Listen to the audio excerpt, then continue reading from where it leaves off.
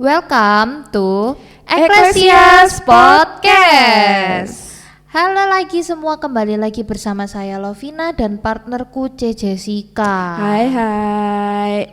Tapi jangan lupa ya, kita kembali lagi juga bersama kakak kita tercinta, Kak Kristi. Hai, masih semangat? Masih semangat, jiwa muda. Wah, mantap. Oke, seperti minggu kemarin nih ya yang sudah di spoiler sama C. Jessica. Minggu ini kita tuh mau bahas tentang Am I deserve to be loved? Tanda tanya gitu ya. Artinya apakah aku ini pantas untuk dikasihi? Nah, di episode sebelumnya itu kan sudah dijelaskan bagaimana Tuhan itu mengasihi kita sebegitu besarnya kan ya Kak. Nah, tapi sebenarnya layak gak sih kita itu menerima kasih yang besar itu? Oke, bicara layak atau enggak layak ya. Betul. Kalau minggu lalu kan bisa enggak kita membalas cinta kasihnya Tuhan gitu ya. Sekarang layak enggak? Sebenarnya nih ya, tidak ada seorang pun yang layak menerima cintanya Allah. Karena apa? Allah itu maha suci, sedangkan kita orang berdosa gitu ya. Jadi siapa sih yang layak begitu ya. Tapi kembali lagi bahwa Allah itu kan kasih. Dan kasih cintanya Allah itu digambarkan dengan istilah agape, yang mana memberikan kasihnya bagi orang yang tidak layak untuk dikasihi. Jadi sebenarnya ya nggak ada yang layak untuk menerima, tapi kita dilayakkan. Ingat ya katanya dilayakkan gitu ya.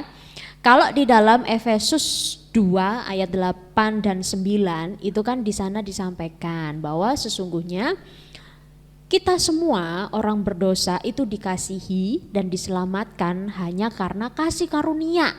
Jadi hanya karena kasihnya Allah.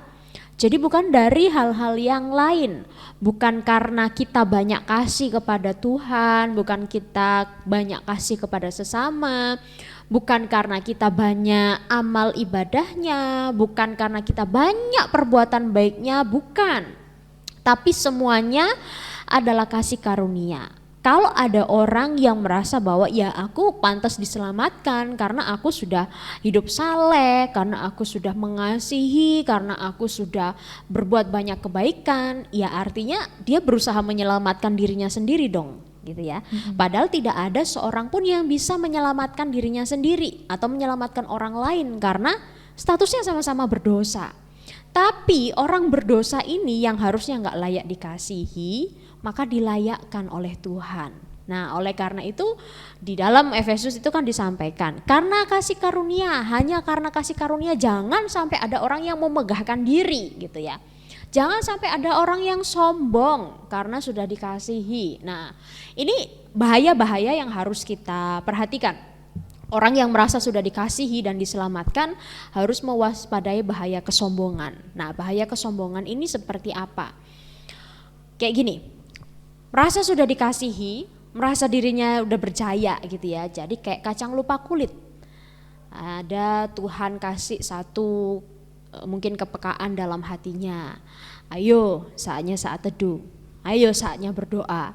Terus kayak kita jawab, hah siapa sih? Nanti aja dulu lah kayak gitu ya. Itu kan apa ya, kayak kita sombong gitu ya.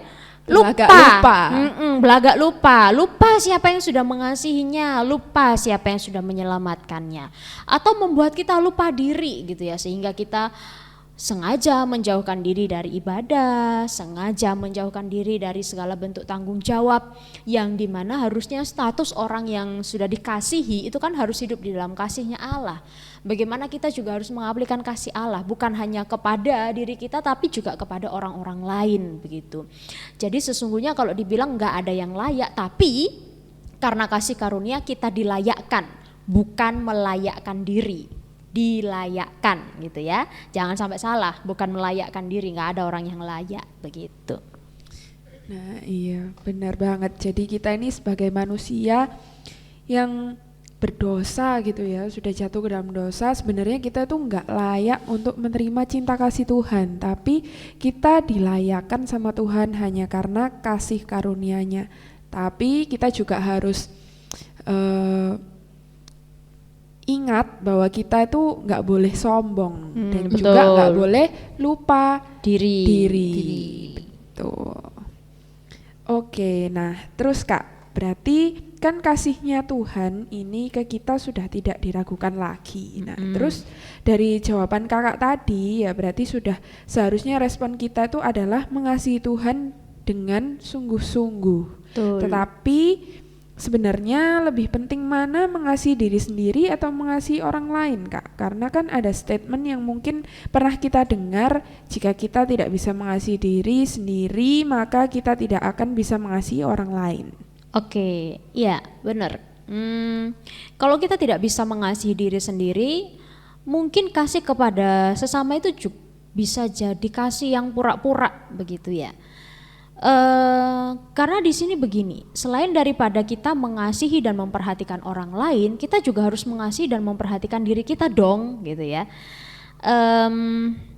Tapi yang jadi masalahnya adalah kalau seandainya kasih dan perhatian kita kepada diri kita itu jauh lebih besar daripada kasih kita kepada Tuhan dan kepada sesama. Nah, itu yang jadi persoalan. Ada dua tipe orang. Golongan ya, dua tipe golongan. Satu, terlalu mencintai diri. Dua, terlalu nggak cinta pada dirinya gitu ya. Wah, ini sama-sama kasus kan gitu. Nah, itu banyak dialami oleh ya orang-orang di sekitar kita, bahkan mungkin kita pernah mengalaminya gitu ya. Maka dari itu di sini kita diingatkan bahwa mengasihi orang lain dan juga mengasihi diri itu juga adalah satu bagian yang penting gitu ya. Ada satu istilah yang dipakai untuk menggambarkan bagaimana seseorang itu lebih mencintai dirinya sendiri daripada orang lain. Tahu nggak apa istilahnya?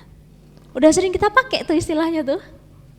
Apa tuh Kak? Nah, Apa biasanya tuh, Kak? itu dipakai ketika kita berfoto. Ayo, tak kasih clue ini. Apa kira-kira? Apa? Udah ada amnesia waktu kita Nggak tahu foto. ya. Oke.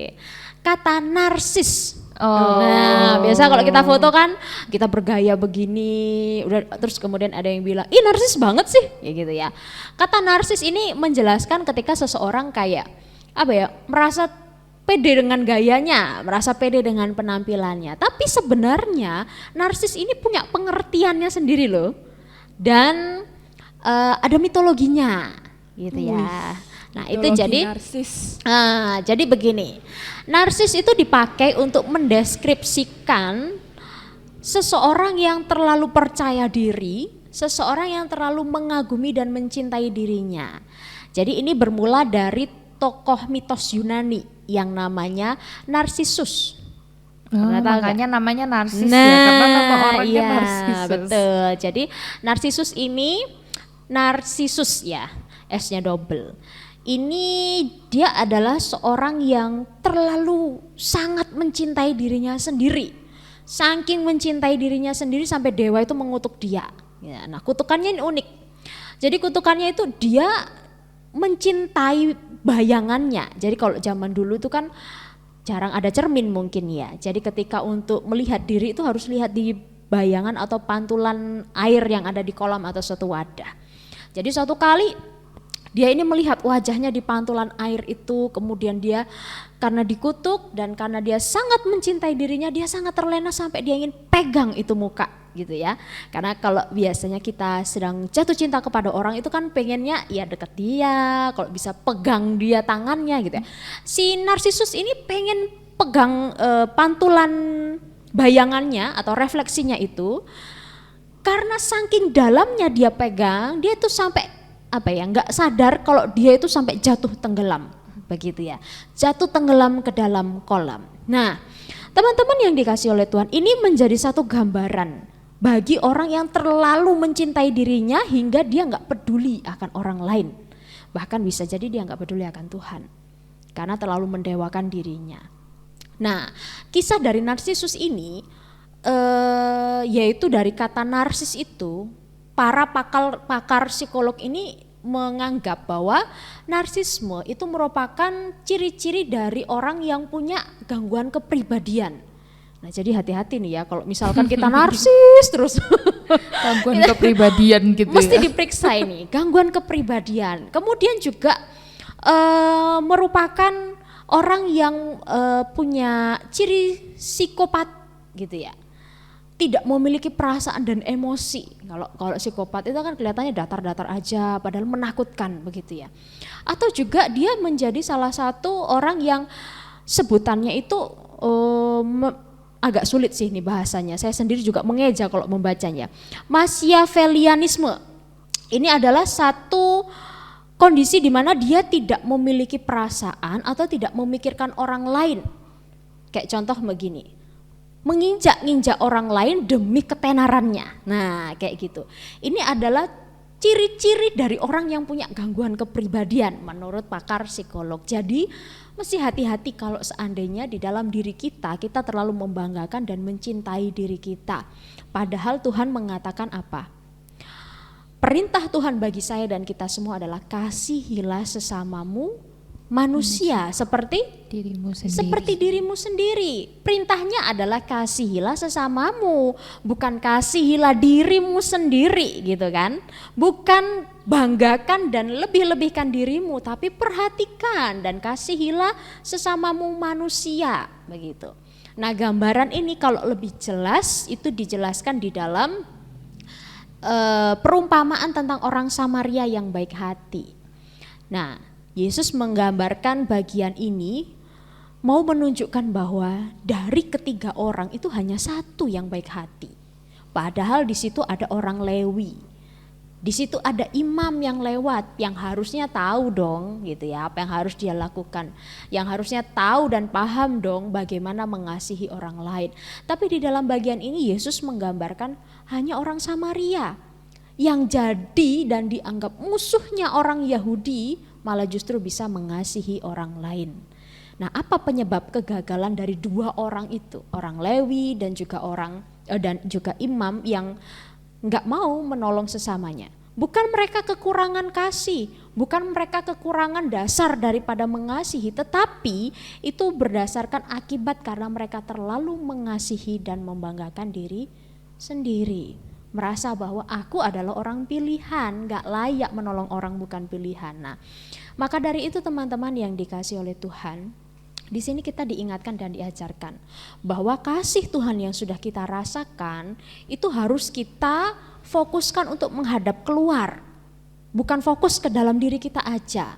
Nah, Yesus mengisahkan hal ini sebagai gambaran supaya kita semua juga tahu bahwa orang-orang di sekitar kita juga butuh kasihnya Tuhan. Maka dari itu kita dipanggilnya ke luar untuk membagikan kasih dan terang Tuhan itu. Jadi ketika seseorang hanya mengasihi dirinya sendiri, berpusat pada dirinya sendiri, artinya ada yang salah dalam pribadi orang itu.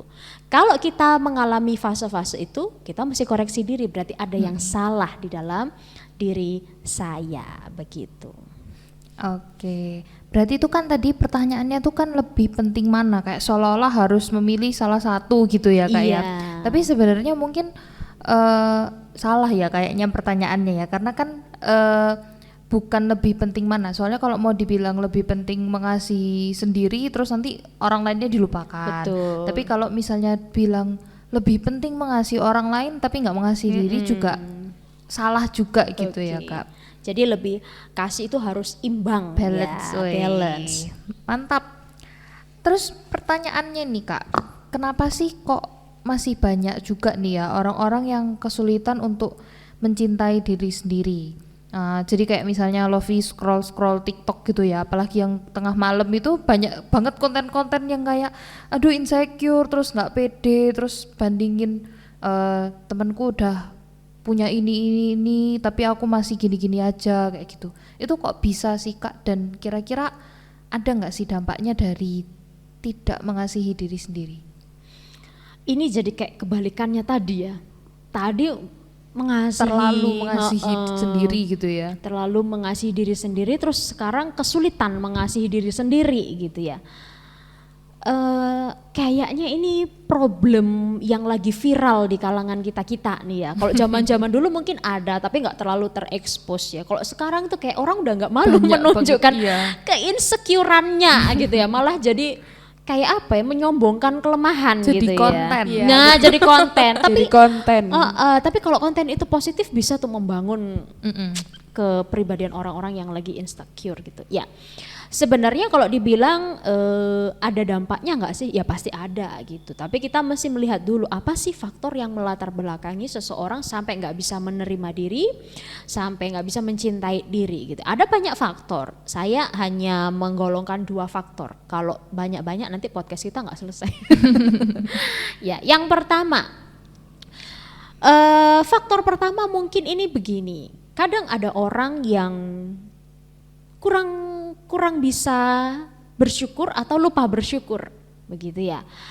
Sehingga dia suka membanding-bandingkan dirinya dengan orang lain. Padahal kan kalau dalam firman Tuhan, Tuhan itu sudah memberikan tiap-tiap orang itu kemampuan dan talenta menurut kesanggupannya. Ada yang 5, ada yang 2, ada yang 1 gitu ya. Kalau Tuhan sudah menghendaki misalkan si C 1 talenta, ya artinya Tuhan melihat kemampuanmu hanya 1 itu, kembangkan yang 1 itu. Jangan kamu membandingkan dirimu dengan yang 5, karena Tuhan tahu kesanggupan kita masing-masing gitu ya. Aduh, sampai aku terpelecok nih ya. Nah gitu. Nah, jadi apapun yang Tuhan anugerahkan di dalam diri kita, yaitu patut kita syukuri, bukan kita sesali gitu ya. Kalau kita sesali nanti kita akan menjadi contoh seperti orang yang dikasih 1 talenta. Dia merasa bahwa loh yang lain kok lebih dari aku, sedangkan aku 1. Ya wes, Tuhanku tuh jahat ngambek, tak tanam aja itu. Nah begitu ya, jadi kayak kita tidak mensyukuri apa yang Tuhan berikan, sehingga karena kita menyesalinya, kita gak bisa berkembang dan gak bisa bertumbuh. Terus menerus membanding-bandingkan diri dengan orang lain, sampai pada akhirnya orang lain maju sedangkan kita mengalami kemunduran. Maka dari itu Farel kan mengatakan ojo dibanding-bandingke. Kalah kayak gitu ya. Nah gitu, artinya apa? Terkadang kesulitan menerima diri, kesulitan menghargai dan mencintai diri itu bukan hanya terjadi karena faktor eksternal, tapi karena faktor internal pun bisa. Kita sendiri yang menghalangi diri kita untuk tidak menghargai kemampuan diri kita, terlalu menuntut diri untuk jadi sama dan lebih daripada orang lain. Padahal kemampuan kita mungkin gak sebanding dengan orang itu, begitu. Jadi apapun yang ada di dalam diri kita, jangan pernah menyesali, tetapi selalu syukurilah. Karena bentuk hidup orang yang mengucap syukur itu dia akan terus berusaha untuk mengembangkan dan memberikan apa yang terbaik bagi Tuhan melalui kemampuan dirinya, begitu. Itu faktor yang pertama. Kalau faktor yang kedua mungkin ini disebabkan dari faktor eksternal. Yang melatar belakangi bisa jadi adalah trauma di masa lalu. Contoh pernah direndahkan atau pernah tidak dihargai, pernah disakiti, dikecewakan dan lain sebagainya, begitu ya. Itu juga bisa jadi penyebab. Ini saya sedikit mau cerita sebagai ilustrasi dan gambaran untuk menjelaskan. Jadi beberapa waktu ini kan ada satu drakor yang lagi viral gitu ya. Wih, drakor. Kalau teman-teman tahu judulnya The Glory. Oh, Tahu toh? Udah Kita lihat? nonton saya ini. nonton, iya. Saya juga bingung dan tidak tahu ya kenapa judulnya The Glory. Tapi isinya balas dendam, itu kan aneh ya. Pertanyaan bagus, mendadak terpikir gitu ya. Soalnya judulnya memang bagus banget, tapi Nah. dicari-cari. Oke, jadi The Glory-nya di mana ya? Nah itu Dari film dia. ini. Kalau artinya The Glory itu apa? Kejayaan ya. Iya, kayak Nah, semacam tapi itu. glory itu juga bisa diartikan dengan sesuatu yang kalau rohani ya, memuliakan Tuhan kan, glory bagi Allah gitu ya. Tapi di sini isinya adalah balas dendam seorang gadis akibat masa lalunya yang dibully habis-habisan oleh teman-temannya, begitu ya. Sehingga dia menunggu sekian tahun sampai usia dewasa mungkin, kemudian dia membalaskan dendam akibat pembulian itu dengan cara yang lebih sadis daripada pembulian itu sendiri, gitu ya. Nah, teman-teman yang dikasih oleh Tuhan, dari contoh ini, dari contoh kisah The Glory ini kita menarik kesimpulan, kadang luka-luka yang kita terima akibat masa lalu itu bisa membuat kita tidak bisa menerima diri kita. Merasa bahwa kita selalu nggak bisa bertumbuh, nggak bisa berkembang, aku tidak berharga, dan ya sesuatu hal yang membuat kita semakin mengalami kemunduran, begitu ya. Maka dari itu, kenapa sih kita orang-orang percaya itu mesti balik kembali melihat kepada Tuhan? Karena apa? Karena pengorbanan Tuhan tuh nggak sia-sia gitu loh. Mungkin di masa lalu kita pernah mengalami goresan-goresan, hinaan, makian, perkataan kotor itu membuat satu goresan. Perlakuan tidak sopan itu membuat dua goresan. Kemudian hal-hal yang lain sehingga menimbulkan banyak sekali goresan-goresan di dalam hati kita. Sekalipun kita mungkin sudah keluar dari zona itu, tapi sampai seumur hidup goresan itu akan tetap kita rasakan dan akan tetap kita ingat. Makanya kenapa di dalam Tuhan kita itu harus selalu memandang akan pengorbanannya. Karena Tuhan telah menyelesaikan segala kesakitan kita itu. Maka dari itu kenapa ketika kita memiliki trauma masa lalu yang mendalam, kita nggak bisa mendiamkannya. Karena luka yang kita diamkan itu nggak akan sembuh dengan sendirinya. Justru akan menjadi infeksi rohani yang menjalar ke dalam seluruh tubuh kita. Jadi bagaimana supaya kita bisa menerima dan mencintai diri? Yaitu yang pertama, sembuhkan dulu luka itu, gitu ya. Sembuhkan dulu luka masa lalu itu, bereskan dengan orang-orang yang berkaitan dengan hal-hal itu.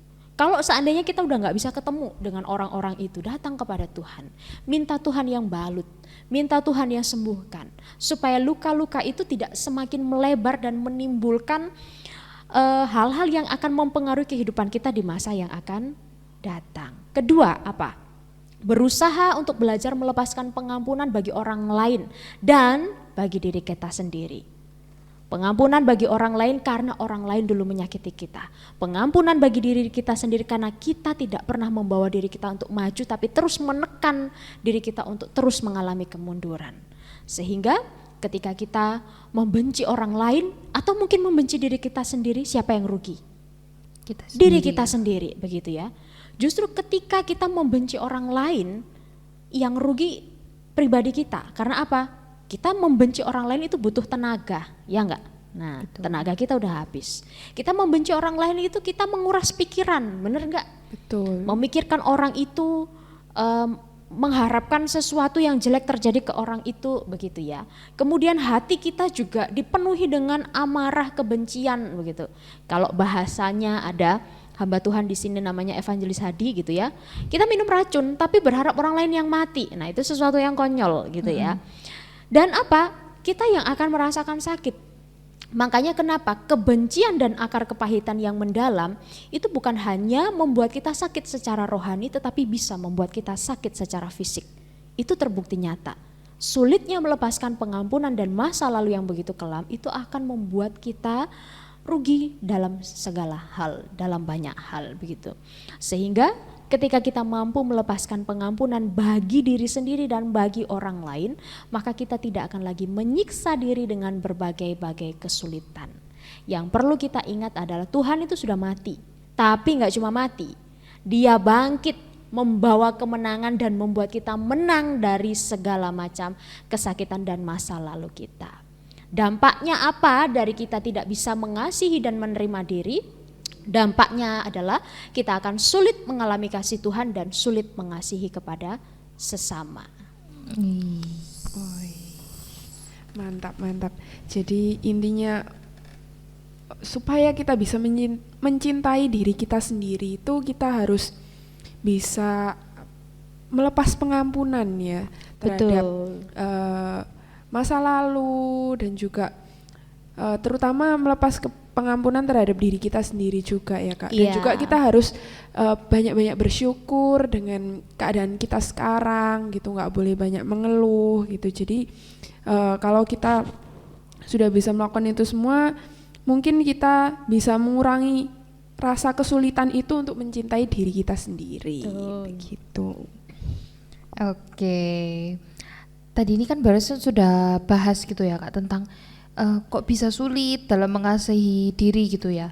Tapi di samping kesulitan ini ada juga nih Kak yang tadi sudah sempat dibahas juga, kelebihan mengasihi diri sendiri atau mungkin bahasanya itu kayak love yourself gitu ya. Oke. Nah, ini kata ini tuh juga sering disalahgunakan gitu demi memenuhi ego. Jadi menurut Kak Kristi sebenarnya ada nggak sih batasan dalam mengasihi diri? Mengagungkan love yourself ya, kayak lagunya Justin Bieber ya. Betul. Love yourself. Memang segala sesuatu yang berlebihan itu tidak baik ya. Bener nggak? Setuju nggak? Setuju. Yang baik hanyalah segala sesuatu yang dari Tuhan dan untuk Tuhan gitu ya. Yaitu kalau untuk Tuhan harus lebih-lebih ya. Tapi kalau segala sesuatu di dunia ini berlebihan, ya itu akan membawa dampak yang tidak baik. Berbicara batasan untuk mengasihi diri ini memang ada. Karena apa? Seperti salah satu contoh tadi tentang narsisus ya. Jangan sampai kita menjadi narsisus berikutnya yang pada akhirnya tenggelam dan binasa karena kecintaannya kepada diri terlalu lebih sehingga nggak mencintai Tuhan dan nggak mencintai sesama. Contoh dalam hal praktis dan sederhana batasan dan juga gimana sih cara kita mengasihi diri supaya kita nggak berlebihan gitu ya. Yang pertama, ini saya golongkan menjadi dua. Yang pertama adalah memperhatikan bagaimana hidup kita. Jadi memperhatikan bagaimana hidup kita itu begini. Hidup kita itu sudah seperti apa sih? Bagaimana cara kita merawat kebersihan diri, itu bagian dari kita mencintai tubuh kita gitu ya. Terus kemudian bagaimana kita memperhatikan penampilan yang sopan dan pantas, itu salah satu bentuk praktis kita memperhatikan penampilan dan diri kita. Sesekali me time juga boleh karena kita juga butuh healing. Ada banyak sekali persoalan, mungkin juga tekanan-tekanan yang membuat kita mungkin stres sehingga kita juga harus memperhatikan kondisi bukan hanya fisik tapi mental kita juga begitu ya. Sehingga ada istilah kalau digambarkan itu begini. Makan itu penting untuk hidup, tapi hidup itu bukan untuk makan. Nah, gambaran ini juga bisa menjelaskan mengasihi diri itu penting, tapi hidup tidak hanya untuk mengasihi diri sendiri. Kita tidak diajarkan untuk menjadi pribadi yang ansos dan ego. Ada beberapa gambaran dari contoh-contoh negara yang mengalami banyak sekali penurunan jumlah jiwa masyarakatnya karena apa? Akibat merasa kesepian. Jadi saya menggolongkan bukan hanya merasa kesepian, tetapi mereka kurang bisa mengasihi sesamanya dan terlalu mengasihi diri sendiri. Merasa dirinya jauh lebih berharga dan segala sesuatu bisa dikerjakan oleh dirinya sehingga pada titik kejenuhan dia gak akan sanggup untuk menjalani hidupnya. Karena pada dasarnya kita diciptakan bukan untuk hidup sendiri. Kita diciptakan sebagai makhluk yang sosial begitu sehingga kita juga harus bisa memperhatikan bagaimana hidup kita. Yang kedua, kita juga harus bisa memperhatikan bagaimana kita hidup. Yang pertama adalah bagaimana hidup kita, yang kedua adalah bagaimana kita hidup. Bagaimana kita hidup ini dalam perspektif teologis ya. Karena kita orang Kristen begitu. Jadi bagaimana kita hidup adalah kita juga memperhatikan kebutuhan jasmani dan kebutuhan rohani kita gitu ya. Kalau kita mengasihi diri kita nggak akan menjerumuskan diri kita kepada hal-hal yang tidak bersifat kekal. Karena hal-hal yang tidak bersifat kekal itu hanya akan membinasakan tubuh dan membinasakan roh. Tapi di sini kita juga mengarahkan diri kita kepada hal-hal yang bersifat kekal dalam hal kerohanian. Contoh, bagaimana kita membawa, mendorong, membangun diri untuk semakin dekat dan untuk semakin menjadi pribadi yang sanggup memuliakan Tuhan. Kemudian kita juga memperhatikan bagaimana cara kita hidup sebagai orang yang telah diselamatkan. Karena kita sebagai orang yang telah diselamatkan gak hidup sembarangan lagi toh. Kita sudah menerima kasih Tuhan, maka kasih itu harus diaplikasikan di dalam segala aspek kehidupan kita, termasuk di dalam mengasihi diri kita sendiri. Kemudian kita juga harus memperhatikan tujuan hidup kita itu kemana, apa tujuan hidup kita gitu. Kita hidup gak hanya sekadar hidup, tapi punya satu tujuan, yang dimana seluruh tujuan itu hanya untuk meninggikan Tuhan. Jadi dalam pengertian ini kita mesti tahu kebutuhan kita itu apa, supaya kita tidak kebablasan di dalam mencintai diri begitu ya.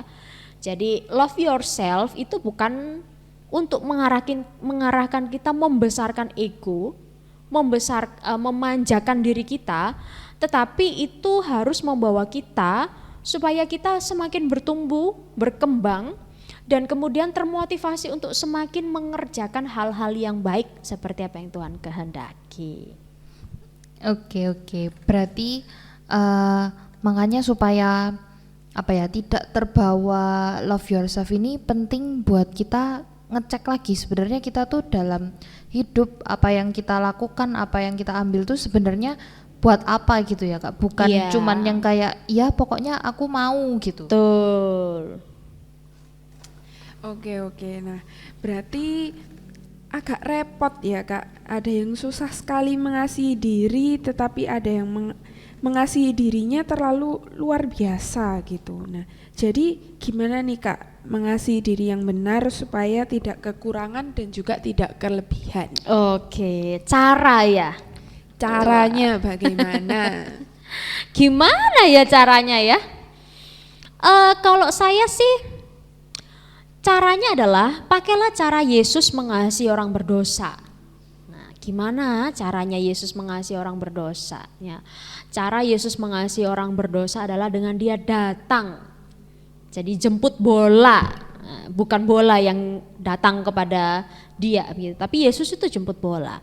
Dia mendatangi orang berdosa dan mencari mereka gitu ya. Supaya apa? Supaya mereka diajar untuk boleh paham kebenaran, untuk menerima kasih, untuk memperoleh jalan kebenaran dan juga kehidupan kekal. Yesus mengasihi orang berdosa tapi bukan mengasihi dosa mereka gitu ya. Mengasihi jiwa-jiwa ini yang berdosa, yang hendak menuju kepada kebinasaan. Supaya dosanya diampuni, orangnya diselamatkan gitu ya. Bukan dosanya yang ditebus. Biasanya kan ada orang-orang yang salah mengartikan ya. Dosa kita ditebus ya. Kayak kita lagi nebus diskonan aja di Matahari gitu ya. Buat apa Tuhan menebus dosa kita? Yang ditebus adalah hidup kita. Dosa kita diampuni. Ya. Supaya apa? Supaya orang-orang berdosa itu bertobat dan tidak lagi hidup di dalam dosanya. Nah, gimana cara kita mengasihi diri dengan benar? Pakailah cara Yesus. Kita mengasihi diri kita bukan mengasihi dosa kita. Bukan mengasihi kelemahan dan ketakutan kita. Bukan memanjakan segala hal yang tidak baik di dalam diri kita. Contohlah begini. Ada orang-orang yang mungkin misalkan gini, dikasih tugas atau dipercayakan sesuatu, aku nggak bisa, aku nggak pede, aku takut gitu ya. Tidak pernah mau mencoba, terus menerus membesarkan ketakutannya, memanjakan ketidakpedeannya, sampai kapan?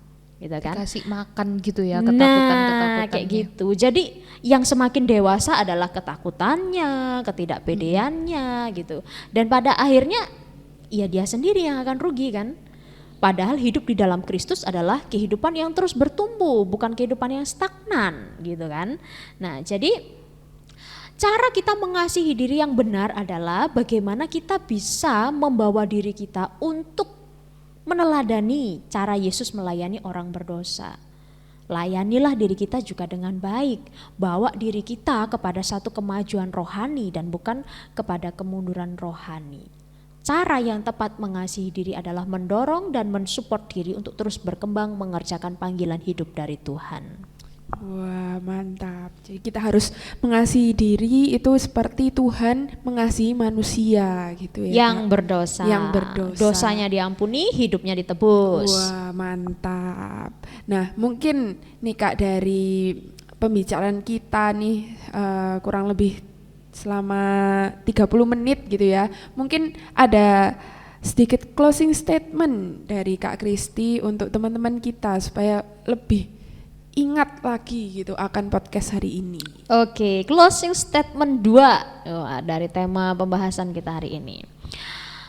Ingatlah bahwa Tuhan itu telah mengorbankan dirinya supaya kamu, saya, dan kita semua itu dilayakkan dan jadi berharga baginya.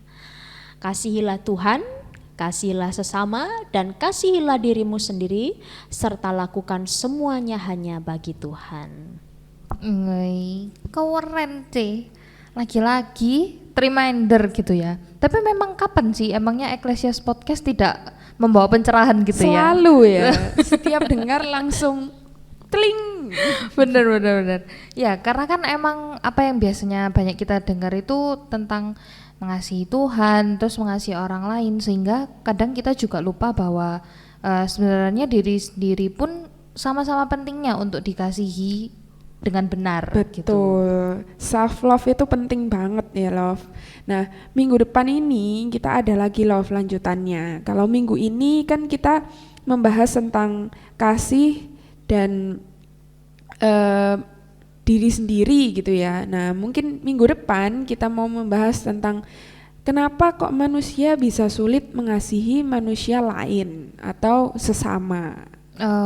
Berarti kayak lanjutan-lanjutan gitu ya, C. Berarti yang hari ini udah denger, jangan lupa minggu depan wajib dengerin Ecclesias Podcast lagi. Betul. Oke, kalau begitu sekian podcast kita pada hari ini. See you next week. Bye bye, Yuters.